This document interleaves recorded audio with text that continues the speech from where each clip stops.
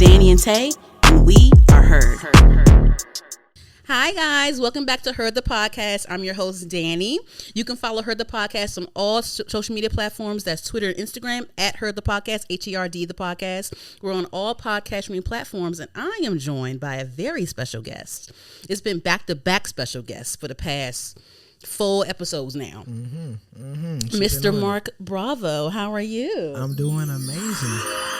Thank you for joining Heard the Podcast. Thanks for having me. It's been a long time coming. How did we even meet? I don't even remember, child. I don't know. I want to actually hear the backstory of like what led you to reaching out to me. I'll interview you I'm first. so mixy. I be meeting everybody and I just be forgetting how I met you. Huh. Yeah, because you reached out to me first, I feel like. I did. Maybe. But I feel like we met in person one time before, but I just don't know where. Huh. Or, okay. You know what? I had Apo on the show. Right, and then I reposted. And I think you reached out to me, and then we got to talking and stuff. Okay. And then, because you have that creative house movement. Right. And the thing is, I was like, I want to see what that's about, but I want to talk to him first. Get to know him first, and then jump into it, because I don't want to just be a whole big group thing where I'm like talking to all of y'all. For sure. I want to trickle it down a little bit, because I got to know Apo, and That makes sense. Yeah, you actually have the highest view video on the Creative House page. Really? When I reposted it. Yeah. The freestyle? Yes, the freestyle. Yeah. Okay, how'd I look with the headphones? Do it look weird? Okay, so you started the Creative House, which is a collective of different rappers and singers and things like that, and you created a YouTube series. Yep. We'll get into that in a second, but let's play a little game. So I usually do like little games and stuff, and I like that.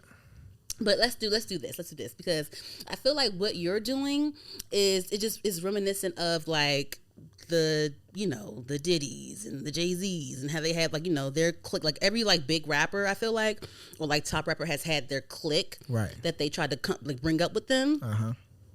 So yeah, it's a pattern. I want to know, one gotta go.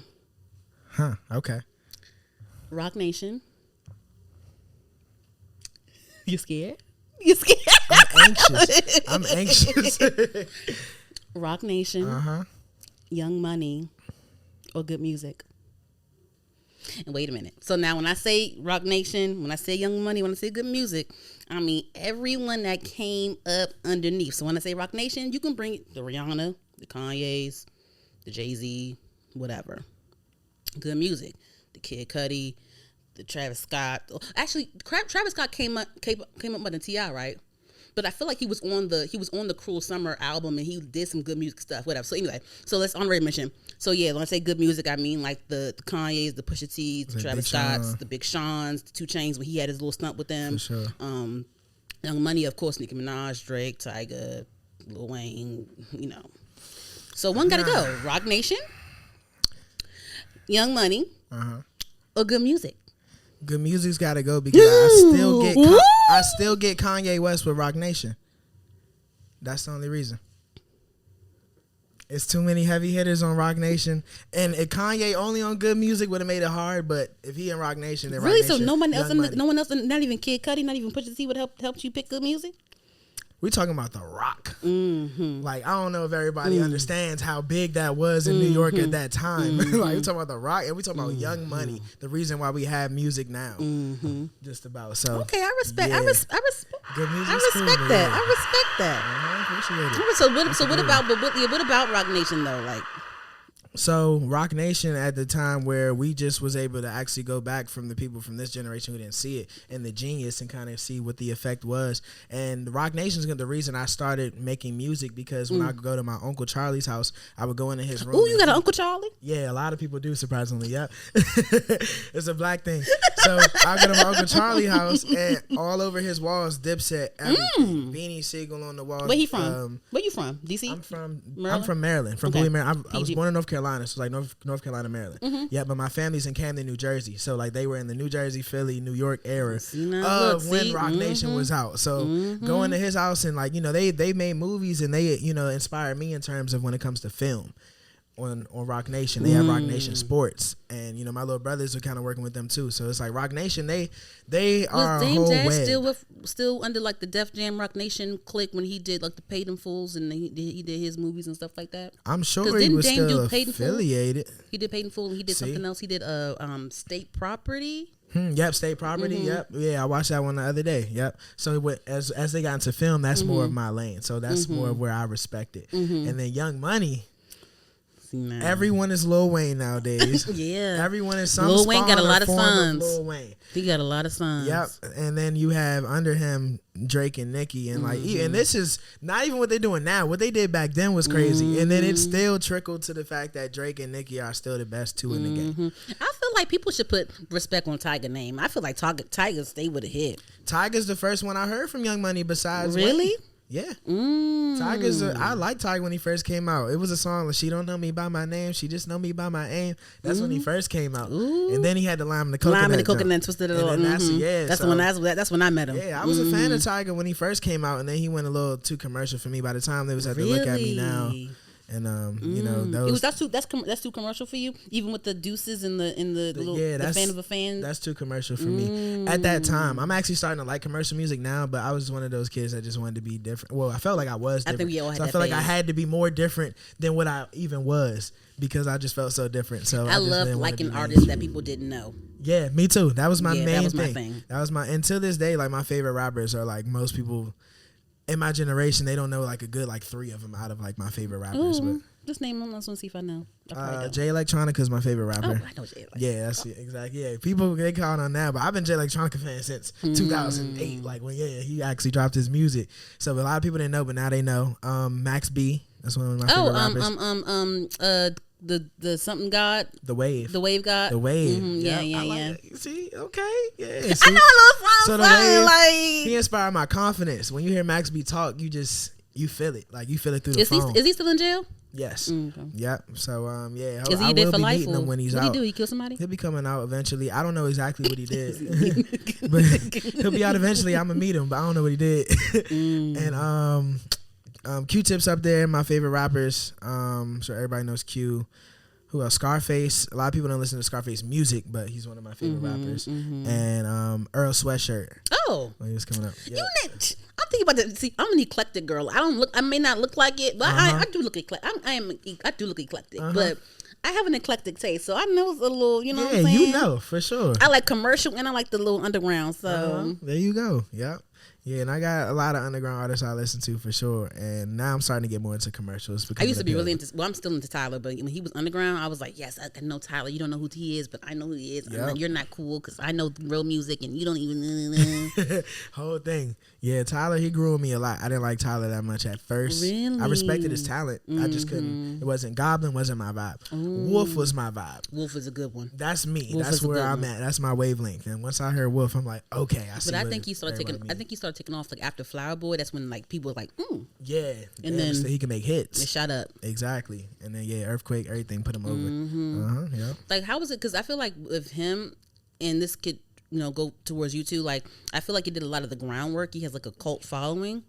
So like even if he's not on the radio, like he's still going to be good. He's still going to sell out festivals. He's still going to sell his concerts. He's still going to sell out. Yeah. Like exactly. How important is that to you? Like what do you do to do the groundwork? And what do you do to like get that legit following? Oh man, it takes a lot, and it takes a longer time. And I go into understanding it's going to take me longer, but it's going to be more pure. And when I have it, I'm gonna have it. So it's just certain things that I'll do as far as like my music. Every time I record any project of work, I'm gonna go buy a property or gonna rent a property out where I'm gonna go to that city, figure out the culture there, meet new people, deal with different women, do different things so that I can get an energy to now put towards my music.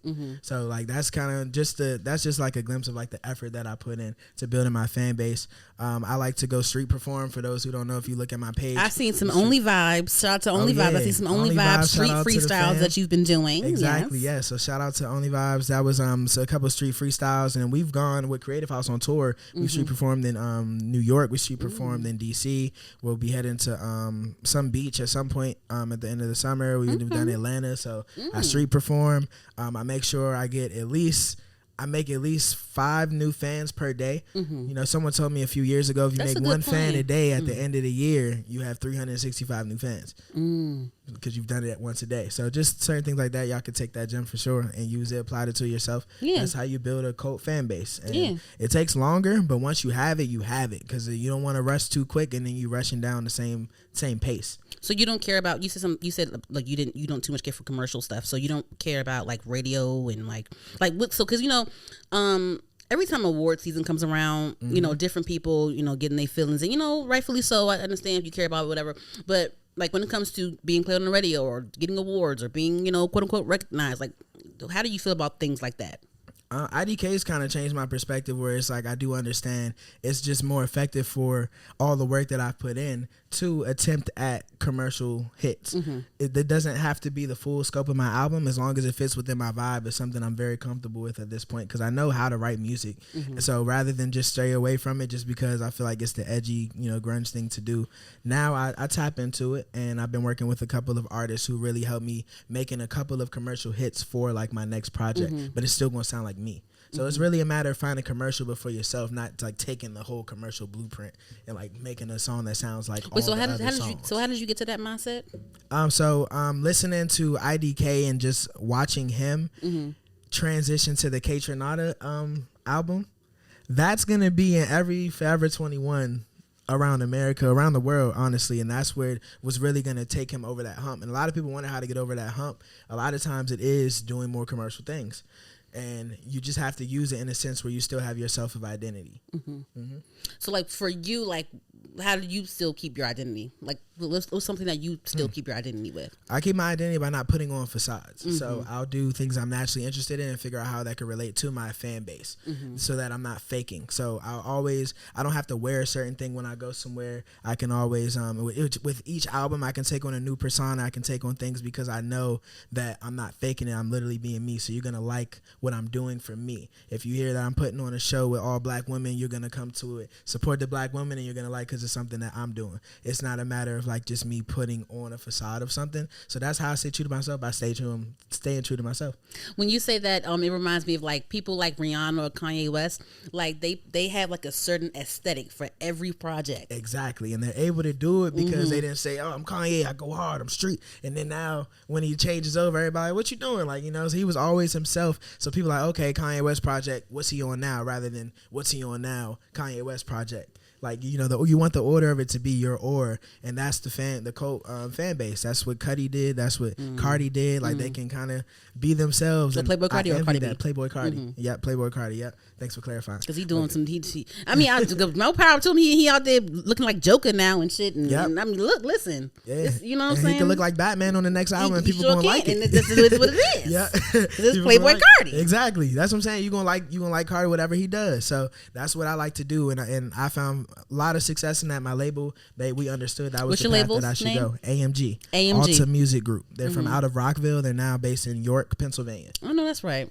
How'd you link up with them? So a couple years ago, when I got out of school, when I was in college, I became the biggest artist on my campus. And you went to Eastern Shore. Eastern Shore, yes, ma'am. And then when I came back home, I applied everything that I learned in school to become the biggest artist on campus back at home. And people were kind of asking where I was for the last like 4 or 5 years. So wait, so you performed on campus? Like you did things on campus? Oh yeah, I did. What you do? Like showcases and stuff? Yeah, I did showcases. I did street performances. I threw shows. I had a viral video when I freestyled in our radio station, and it got over like 1 million on Twitter. You gotta send me that. Yeah, for sure. Yep. And then it got reposted by DMV Music Plug, and that's where I got like a certain start of my following from back home. But I'm still at school, and I was in a group called the Scumbag Boys way before I went to school. The Scumbag Boys. Yep. The Scumbag Boys. So you've been about this clique life for sure. I mean, it was a rap group. Yeah, it was a rap group, and we used to tour. I was the youngest one in it. This is back when like Fame Reek and Big Flock were together rapping then, and we used to be at the studio with them, Scheme or Die, everybody, and I was just like the young boy who could rap.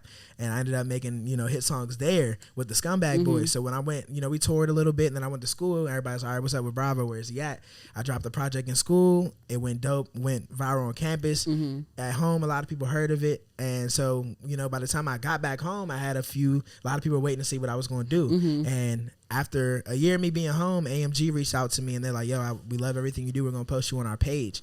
And once they posted me on my page, I asked them, I saw they had a management label. So I was like, let's talk about it. Like, is it something that that we can collab with. I like to give trade-offs. I like to add value as well as extract value at the same time. So that's something we found that we could do. And, we came to an agreement on it. And, we have a management deal at this point. And they've been helping me curate my music, my social media, my styles, everything that I wanted to do. They've helped me accomplish. And they don't do it for me, but they send me in the right direction to do it so I understand to do it myself. And, that's AMG has been really, really helpful to my career and everything I've done. And I appreciate them. It's been about 3 years now, 2 to 3 years that we've been doing everything. People can see, they can see the effect. That's good. I feel like everything you post, because I did my research. I feel like a lot of things that you do is very intentional and it's smart and it has a purpose. So let's get into the creative house. For sure. And so tell me why you wanted to do that, and tell me how you acquired that. So when I got signed, we dropped my album, and it's called Allure. Got 500 million streams. I mean, not 500 million, 500,000 streams. And as an ode to my city for showing me so much love, I wanted to then go into my film mind, because I already had been prepping. I took film in school. That was your major? Marketing was my major, and I did film and entrepreneurship as my minor. Mine was graphic design. Oh, perfect. There you go. Yep, and that's why I understand. That makes sense now. What? With your art that you post. So that makes sense. Yep. But so what was that? I forgot the question. That's a great. It's creative house. Yes, creative and house. And you said you perfect. Like. Why do you like film? Before you go into that, why do you like film? Because I was never a filmmaker. Okay, so I was a graphic designer, and we have certain classes. I have to take photography. I had to take filmmaking class. So I did a couple of films, for school. But I always enjoyed watching films and just dissecting films. So what about films are you into? Why do you like film so much? I like aesthetics and nostalgia, and I like to recreate it a lot of times. So with film, I watched a lot of. I saw the transition from black television go into this weird Tyler Perry, Kevin Hart transition where we lost every black show that we ever had. It was weird. I'm sure everyone else noticed that transition. So I like to bring back joyful black film and actual funny black film. Yeah, where filming. They took all the black. All of us, and they took off Everybody Hates Chris. Remember The Game?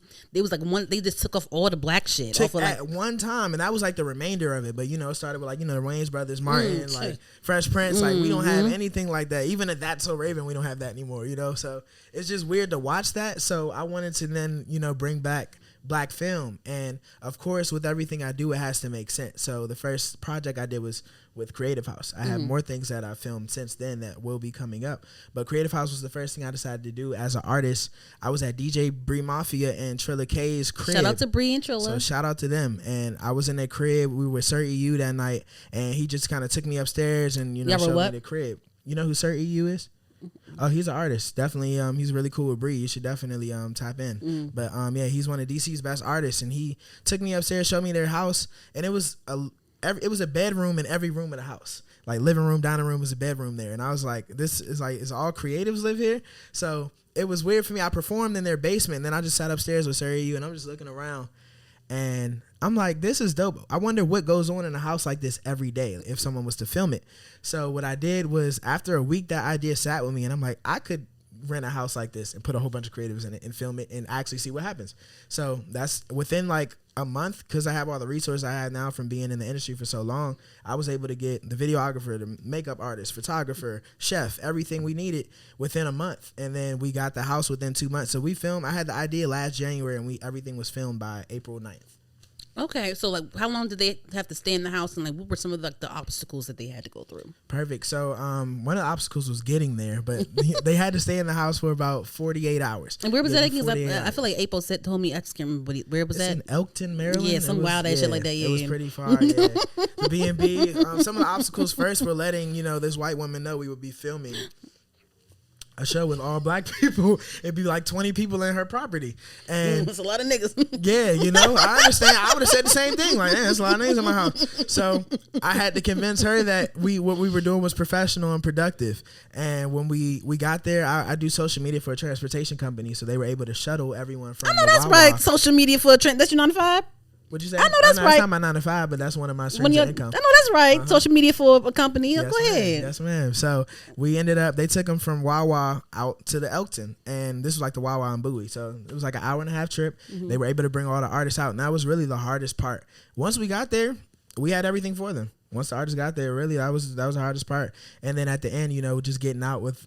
We had a few run-ins with the lady once we left, but we ended up working everything out. She was riding by, looking at us and everything while we was in there. That's good. It's a lot of niggas. For real. So, and you gotta make sure her shit right. Shit. Yeah, everything was cool. Ended up working out. We ended up getting access to the basement, and she let us use everything, and we filmed everything within 48 hours. And it took about a year to edit the actual show, get the sponsors ready, get the promotion ready, get the photo shoots. Wait, so ready. how long were they there? How long were y'all there? We were there for 3 days total, but they could create for 48 hours. 3 days. 3 days, and people still think we're in the house today. Yeah, they hit my because the way you rolling out shit. Yeah. Yeah. So they had 2 days to create something. They had 2 days to create the best content they can make. And it's not just one thing. Just, you know, they have to make an impact on all the judges. They didn't know who the judges were though. The judges actually were all the resources: the photographer, the videographer, the people who could see stuff that I couldn't see at all times. So they can make. They can do a photo shoot. They can do a music video. They can make a song. We had a studio upstairs. They can do a vlog. We had a podcast in the middle floor. They can do a vlog with the chef, like just trying food, like a mukbang, like things like that. Was Kendra part of that as well? Kendra? Didn't Kendra do the Creative House? Or I feel like I saw her on the Creative House page. The singer Kendra? I think I did. Kendra? I don't know. I know Kendra. And Zoe the Poet, you know, I know Zoe the Poet, but Kendra wasn't a part of that. No, it wasn't a part of Creative House. Okay. It was only the only women that were Big Dame, Empowering, Relia. Okay. Yeah, but yeah, they could create anything that they could, any amount of stuff. You could send me one great thing. You could send me 5 things, however you want to do. And we just all sat down the last night. It was about 12 hours. We were all trying to figure out. We had like 5 different winners at one point, so that we had to seep through and before we got that one winner. What were the prizes? The prizes were. There was 10 sponsors, and they were each giving like the thing that they did. So if we had like a t-shirt company, they were giving a t-shirt. If we had a podcast company, they give a podcast. And I gave personally $250 of my own money to the winner. Oh, no, that's right. So like, what did you want them to learn from that in that time frame? And like, you know, what did you want them to learn from the time frame? And you know, why they needed to create something within that time frame? No one's ever asked me that before, which is a great question. I wanted them to understand what it took to produce content at the level that they want to go to, and the type of creativity and the type of competition, even though they're not in the same room with everyone they're competing against, they're competing against people around the world, and they have to still have fun, keep their identity, and be able to create within that short span of time. And a lot of artists, some folded under the pressure, some excelled under the pressure. Our photographer has a whole career. He quit his job, everything from Creative House, and realizing he can shoot 12 people in one day and edit the pictures and get it back to them. From that, he now has a whole different job now where he's doing everything, was able to quit his job. So shout out to Phil. Appreciate you. He's at Greenhouse Studios now. Shout out to you, Phil. I'm about to go to. They be at Greenhouse Studio. That's right. Because I'm about to be at they having some community creatives is having something on Sunday. Yes, I heard about that. Yep, exactly. So I'm doing something there. Yeah, yeah. Phil, he just finished shooting with Drew Hill about a week ago. Drew Hill, who dug them up? That's the type vibe we be on too. But yeah. We just shot with Phil yesterday, and you know, shout out to him and our chefs. We have Chef Sticks from Creative House. He's doing his own thing, cooking a lot now.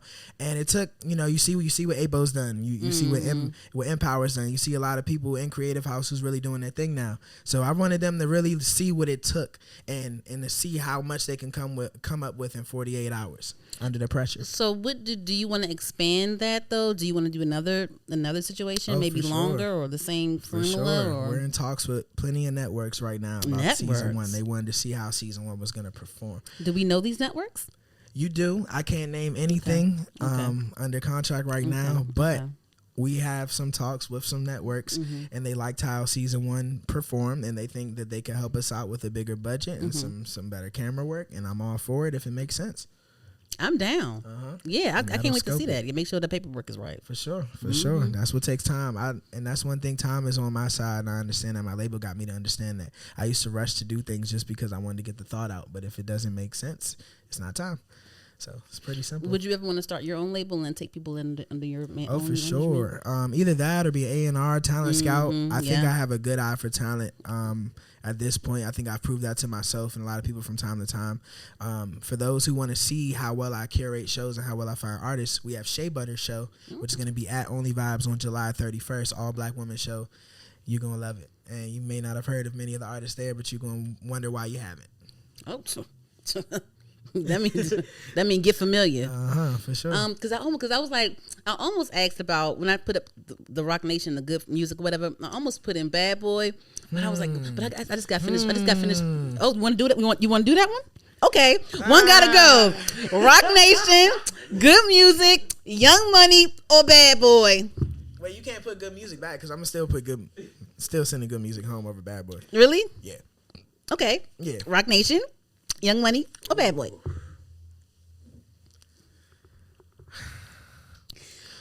I'm gonna wait to comment after you pick. I still have to send Bad Boy home because I don't know what they're doing now. Yeah. Listen, that's the thing.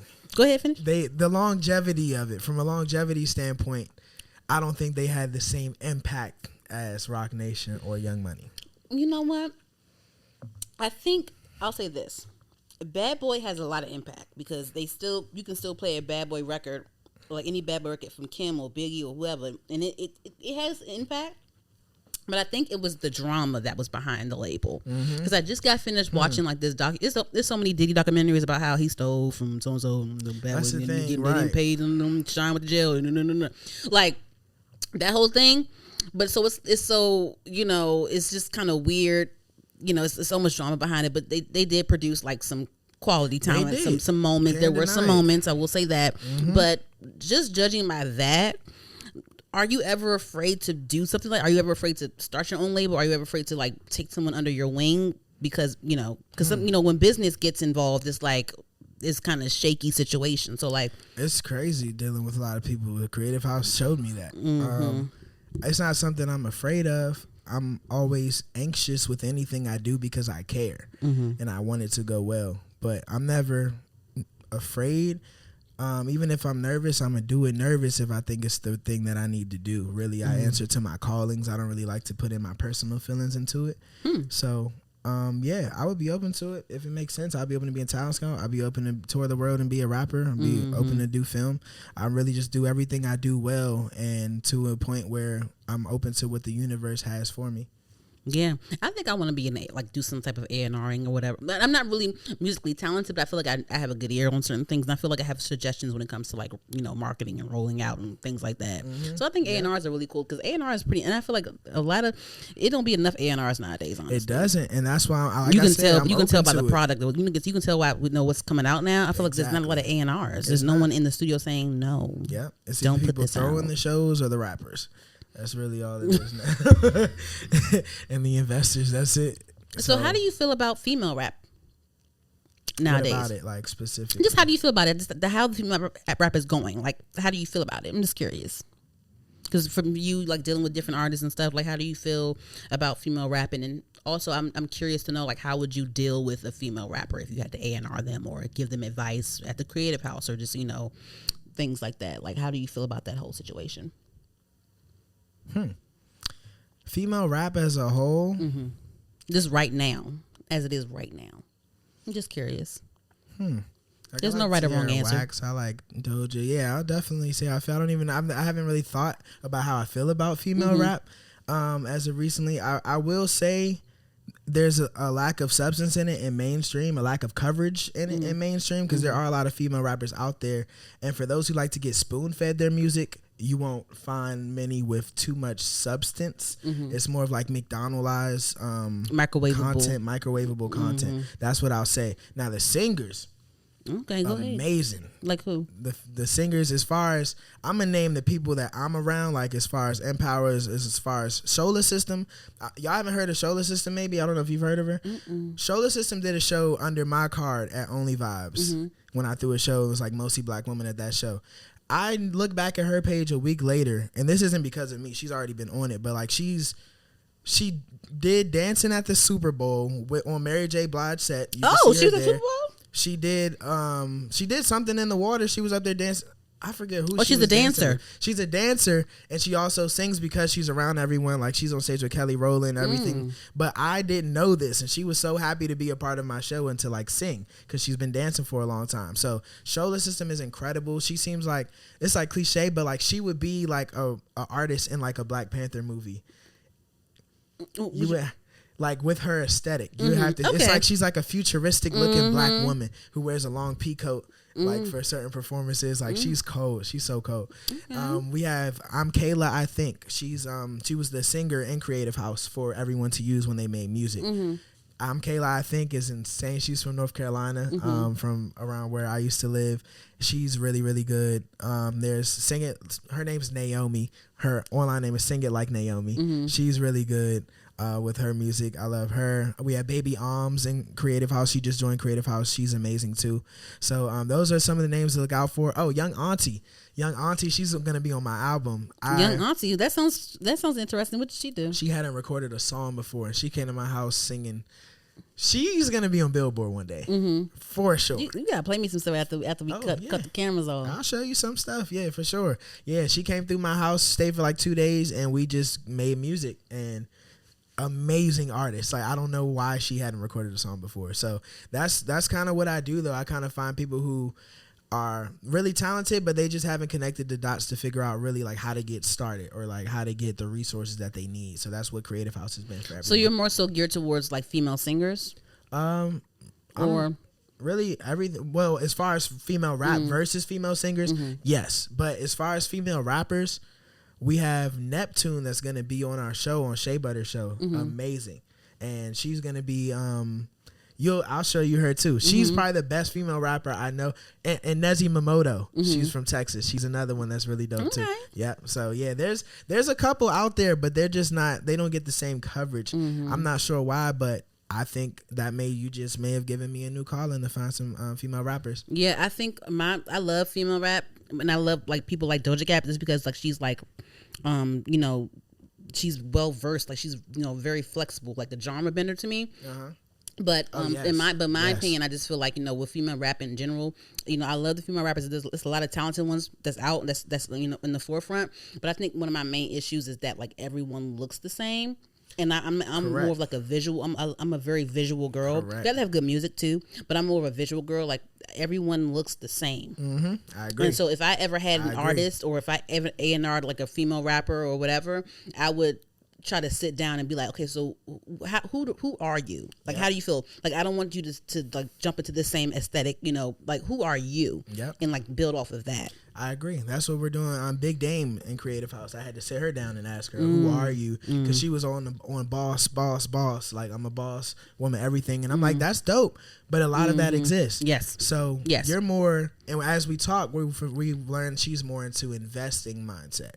So I'm like, we can go that route, and you could be more of like professional, invest. We can go that route and figure out where we could go with that. Yeah. And it could still be like a dope. She's figured out like a Lauryn Hill investor type of vibe where she can rap, where she looks like she's going to be really artsy, but she going to rap like Lil' Kim. Right. So I'm like, okay, we haven't seen that. So let's go that route, So I agree with that approach for sure. Figuring out who they are, and then from there we can figure out how to promote you rather than figuring out what's hot and then just. Because I'd be like, damn, like she can rap like shit, but she looked just like so and so. It's crazy you say that. I was at Griselda's show, and it was I forget her name, it was Caesar something, and she's under Griselda. Griselda. Yeah. Yeah, and she came on stage, and I thought it was Meg.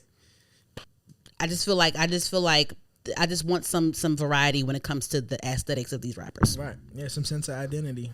Like you can be influenced by so and so, that's cool, but it's like the same uniform. Literally same uniform, body, everything. So, yeah, I like a good Queen Latifah, and like I want to see that. I want to see Lady of Rage. I want to see those type of artists. So yeah, if we could. And if I could be the person to help fuel that, where I could find some of those artists and really bring them to the forefront of the DMV, because I think that's one thing that's missing in representation. So how do you feel about the DMV music scene? I asked people this because I had an artist here last week. We got into all those things. Because it's been like ever since like Pharrell came with the festival, it's been like a lot of these conversations. So how do you feel about the DMV music scene? People, did you see what Pusha T said?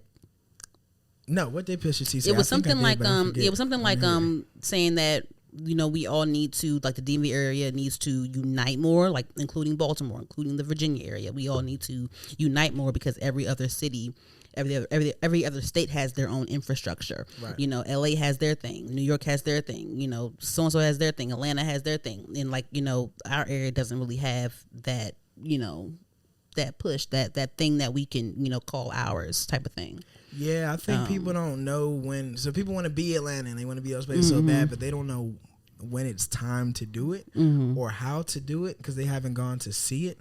So me, like, traveling and seeing these things, that's why I did build something like Creative House, and I'm gonna make sure I come see you. I'm gonna make sure I go see Only Vibes. I'm gonna make sure I go see The Factory. I'm gonna make sure I see DJ Damo. I'm gonna make sure I see Pusha. And we, within that, I make sure anyone that's coming up, we talk and we link up and we take trips and we do things outside of the music where we have like a respect of who everyone is. And also a lot of people who are tastemakers from the DMV are not on the forefront. Like, they're not there a lot of times when we are throwing these big shows. What do you mean? We have like, successful what do you mean, events. like tastemakers? Like Tastemakers, like the radio stations, the bigger artists, the bigger A&Rs, the bigger photographers that they all get big and they go to these states that we just named and they don't leave an infrastructure here before they go.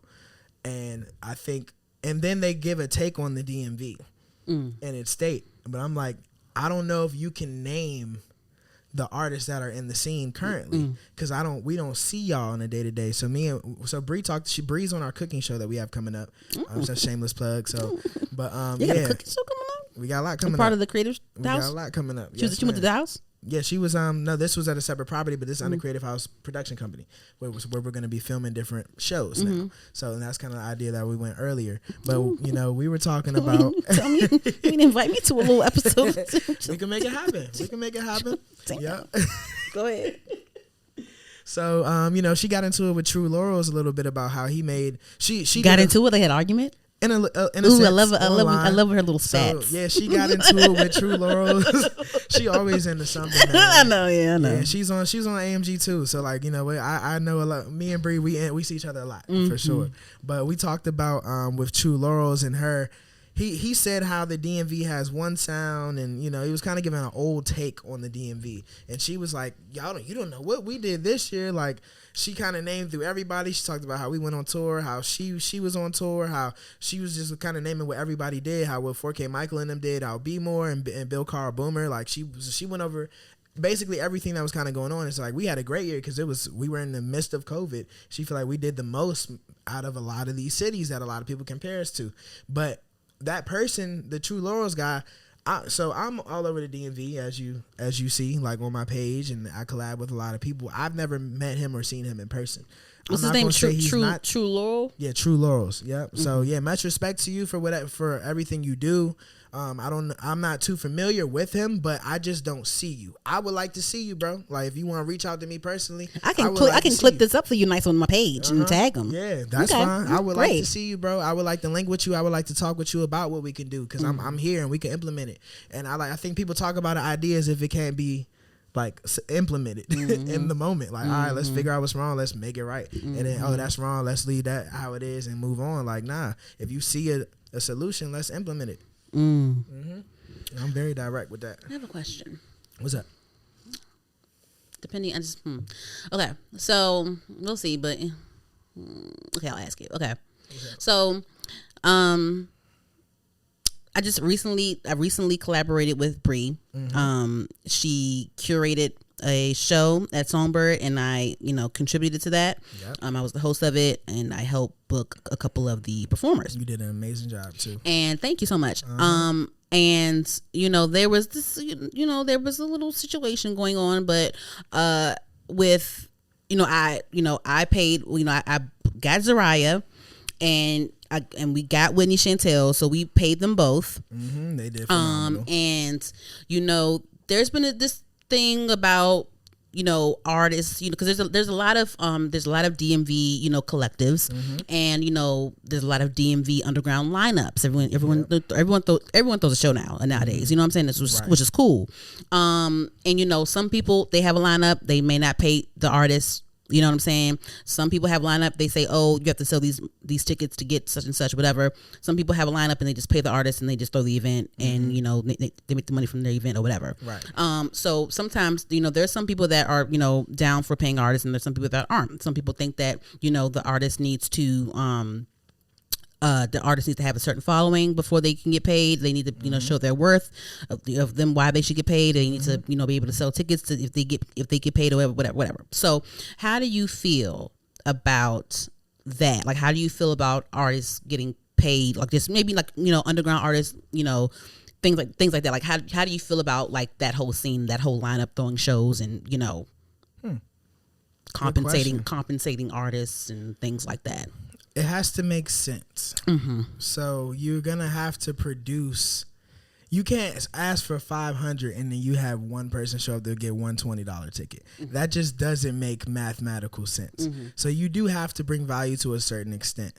However, some artists are more valuable than the event is, and sometimes you may have to. It really is really all about what makes sense. Because there's so many ways you can do it. Like sometimes with me, if I'm having limited ticket sales and I know I have a big artist I want to come through, me and Really Real from New York, we're going through this right now where I want to pay her slightly less, but I'm going to compensate it in value. Negotiate. Exactly. Like there's trade-offs a lot of people overlook. So we just did the show with Caitlin Clicks with Photo Shoot Day. She wanted to pay the artist, but the artist didn't have a big enough following where they were going to bring people out to pack it out. So what we did was we got them a bag, like we got them goodie bags where every sponsor at the show put something in the bag where they got over $100 worth in merchandise. So, and then they got photo shoots as well from Caitlin Clicks. So it really... And all that together is like a $300 value thing because she charged like $200 for her shoots. So it has to make sense with trade-offs. If you can't try to pay your artist in value, if you know that artist is going to really help your event. And as an artist too, you got to understand realistically where you at. And I'm going through it now with like me and my label figuring out the right price for people to still accept me. And I feel like I'm getting what I need. And you have to play things psychologically too. Like there's certain things you may want to just ask for off the random. Like I need a vitamin water blueberry, acai berry at my show. Like and give me $100 and I'll do it. And it's like just certain psychological things help people understand how much of value you are. And let's say you do pack out that show with a lot of people. Now they understand next time they book you, they know you're gonna want your water. They know you're going to want at least 100 and then you negotiate from there. So it's really give and take. And I think a lot of people should really study business more because I went to college for business marketing and some people don't understand the concept of profit margins. They just think I'm dope. I'm worth some money, but it has to make mathematical sense. It has to make business sense. It has to make economic sense. So please, if you are an artist and you're in business, don't embarrass yourself by not understanding business. Really do it. Like this is not something that if you're going to do it on a professional level, you have to be professional. So just make sure that you're actually doing your homework and study things because you may learn something about yourself, may learn something you need to improve on, you know? Well, at least you have the mindset of still like compensating them or like watering them, you know, things like that. But sure. So what would you think what would you think it would be a moment where an artist shouldn't ask to get compensated? They should just, you know, be grateful that they're on that platform. Like, what's a scenario with that? If the artist is going to benefit more from being on that show because they're performing under said headline, or if they're performing at said venue. Like, if an artist, if you only are getting a certain amount of streams, a certain amount of fans, and someone asks you to open for them at the Fillmore, it may be better for you to get footage of you performing at your Fillmore so you can use that footage to show other people why you deserve to be paid. It just has to, like, don't shoot yourself in the foot. That's my thing. Yeah. Shout out to Zariah because I was like, she has enough clips for me to Zariah clips to like, look, girl, I will open up my pocketbook for you any day, girl. See? So let's just figure this out. She's worth it to you, and she's worth it to me. And killed it. She fucking killed it. So Whitney Chantel killed it. They killed it. And that's another thing. Alongside artists, venues, be realistic too with yourself. If Zariah, you see what she can do. Right. If you cannot pay her, do not ask her. Ask someone with a lower status. But even then, like, why would you want to? No shade to like anyone lesser, but like, why would you want a lesser act on your platform? Because you're trying to prove that you can throw a show. It depends. If you can still throw a good show with a lower level artist and you make your profit margin, that can make more sense. Okay. But don't go home in the hole because you threw a good show, unless that's the sacrifice you're willing to take for your next show. For the next show, it just has to make sense. Yeah. There's certain shows I didn't make any money, but people like, oh, I'm coming to his next show. This is lit. You need that footage. You need that proof. Exactly. Yep. So it's all the chess game. Yeah. When's your next show? My next show that I'm performing in. So I do have a show this Saturday. It's gonna be at Geese Lounge. I actually got paid to do that one. So this is you said where? It's at Geese. It's either Geese Lounge or Geese Lounge. It's Geez. G's Lounge. G's Lounge. Yeah, I think it's G's Where's Lounge. that at? It's in DC. Yep. Where? I believe it's in Northwest. Yep. And we're going up there probably tomorrow. Now that I finished photo shoot day, I can focus on that show. So I'm going to go over all the details with my manager and my assistant tonight about that show. So I'll know about it tomorrow fully. But I know I'm going up there and I'm going to be doing my 15-minute set and I'm going to kill this show. And so y'all can come see me on Saturday. My label, I was able to, because I'm not supposed to perform until I have a really big show. Can't really talk about it. It's in September. This is gonna be like you're not supposed to perform. Why? So because when you have something of value, you can't give it out too exclusivity. much. You have to get to that point of exclusivity where you close the door and people have to wonder what you're doing a little bit and to build up that. So, that's what we've been on right now, just making sure we have all our T's crossed, I's dotted for our next season and campaign. I want to know. Can you tell me off camera? I can tell you off camera. Okay. I'll tell you the whole lineup because we have a dope show. Okay. Yeah. And maybe, and also like one of the reasons why I really wanted to be a part of that show was because of course it's about women and my podcast is named Heard and it's about, me being heard and me expressing myself and me expressing my interests and things like that and me talking to you all. I like that. But I was like, you know what? I'm a host of a podcast, but I want to host I want to start curating stuff one of these days. I want to curate things and I want to host little events because I like that. I like, showing off my personality. And I was so nervous that night. I was really nervous that night. I was so nervous. I know. I felt it in you. Did. But you did it nervous. And I like that. Yeah, for sure. Yeah, but I want to do more of that. That was great. But I really enjoyed that. Yeah, you did. You did amazing. If you ask anybody there, they know you did amazing. People told me you did amazing. Really? Who? Yes, I'll show you after. Okay. Yeah.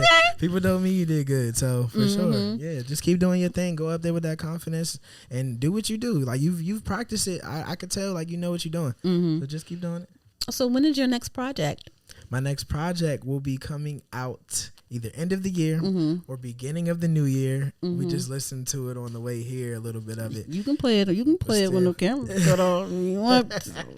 We got a lot to talk about after the cameras.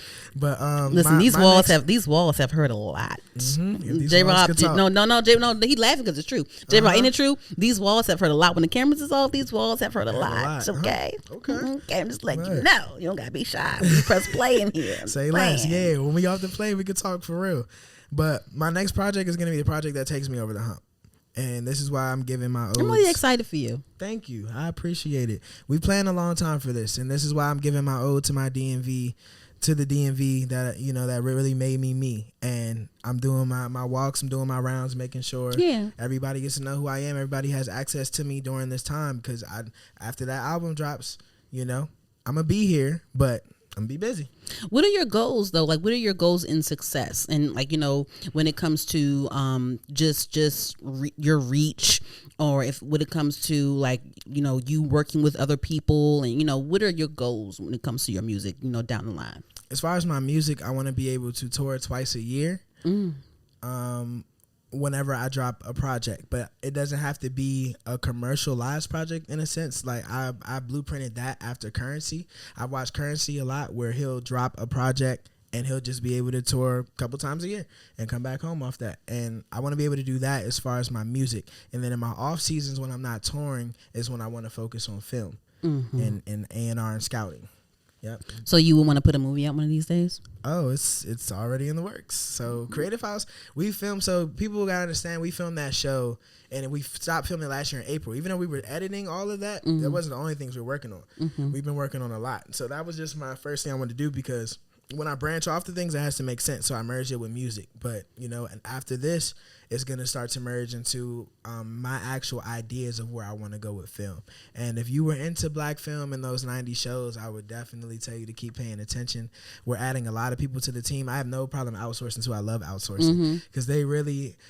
My perspective, even though it's a good one, is just one perspective. So when I bring a lot of people like-minded to me in terms of like their passion and their talent, we can do a lot. And that's what people saw the product of Creative House. And when you see the product of these films and everybody be bringing together, you'll understand why it's important to have a team and why I picked the team I did.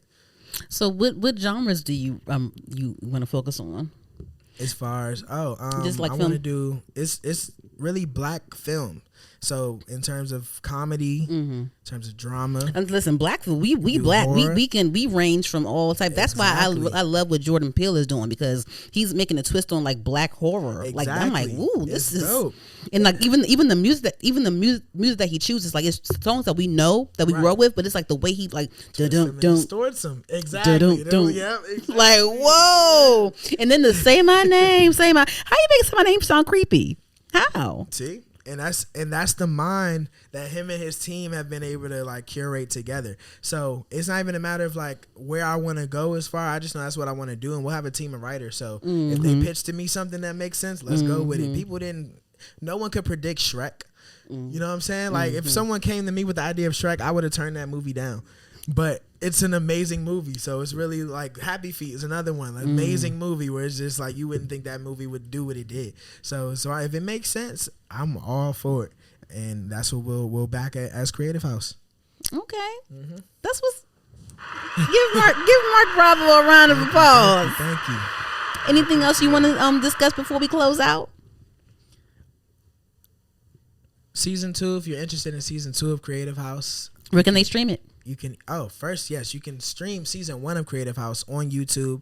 Creative House TV is our channel. If you search Creative House TV, Creative House DMV, or just Creative House, you'll be able to find it on YouTube. Or the website. You have a website too? Yes, the website is amgmusic.org/Creative House. You'll be able to see everything on there. The link is in our bio. The link in bio. DMV, on IG. So we have that. If you're interested in Season 2, that's also in that link in the bio on there. So and then I would just tell people to pay very, very much close attention. If you were wondering what I'm going to do after Creative House, we're getting started very soon. Where can they follow you? They can follow me at Marc Bravo. Marc is MARC. Bravo. You can put that in Google and you'll find all my social media on any social media platform. Listen, you can Google her the podcast too, because we come up. Look, we official. You know what I'm saying? Just put it on Google. Marc Bravo, MARC. Yeah. All right. Well, thank you guys. Thank you, Marco, for joining me. Sorry, Marco. Marco's a nickname. I'll take it. Because I thought of Marc and then Bravo, and I put Marco. It's stupid. People do it all the time. It's a nickname at this point. It is? I love it. Yes. Okay. Yes. Thank you, Marc Bravo, for joining me. Yes. Let's schedule like a Creative House talk as well. We can do that down the line whenever it makes sense. For sure. But you guys, thank you guys for listening and watching. I'm Dani, your host. You can follow me at Herd the Podcast, HERD the Podcast. We are on all podcast streaming platforms, iHeartRadio, Spotify, SoundCloud, Apple Podcasts, all those places. We're on YouTube, HER''D the Podcast. Make sure you guys like, comment, subscribe, tell a friend, all those good things. And thank you for listening. We out. Bye. Peace.